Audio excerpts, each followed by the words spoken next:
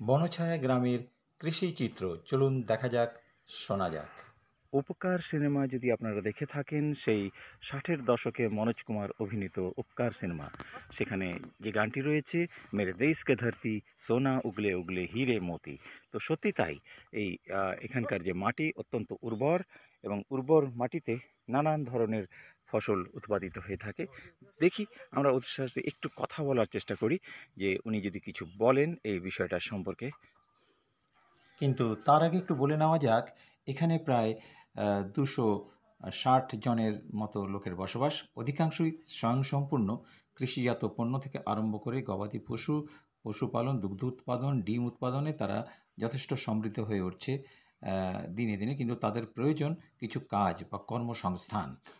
তো আমরা শুনবো কথা, কিন্তু চলুন আরেকটু চোখ বুলিয়ে নেওয়া যাক এই গ্রামটির দিকে।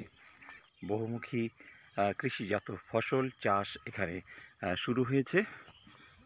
সব কিছুই রয়েছে তাদের কাছে। গরু, চতুষ্পদ বিশিষ্ট যে সমস্ত গৃহপালিত প্রাণী হয়ে থাকে, মোরগ থেকে আরম্ভ করে সব কিছু রয়েছে এই গ্রামে।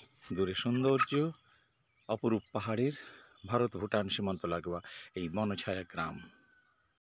ভারত ভুটান সীমান্ত লাগোয়া বনছায়া গ্রামের মাঝে এখন রয়েছি।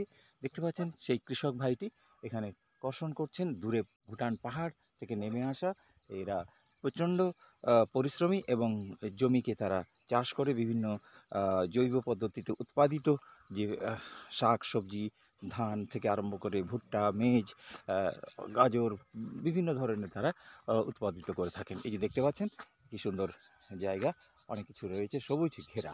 এই পরিশ্রমী কৃষক দীর্ঘদিন ধরে এই কাজগুলো করছেন। পেয়ে গিয়েছিলাম স্থানীয় কৃষক কৃষ্ণ রায়কে। কি বলছেন তিনি এখানকার কৃষি সম্পর্কে? आलु, मुला, साग হুম सबै थोक हुन्छ यहाँ। अलिक बलुवा मिट्टी छ। जैविक खेती मात्रै गर्दैछौँ हामीले, হুম रासायनिक लगाएको छैनौँ अहिले अहिलेसम्म। হুম এই ছিল বনছায়া গ্রামের কৃষি ও অন্যান্য ফসলের গৃহপালিত জীবজন্তুদের কথা। সঙ্গে থাকুন, ফিরে আসছি অন্যান্য খবরে নিয়ে।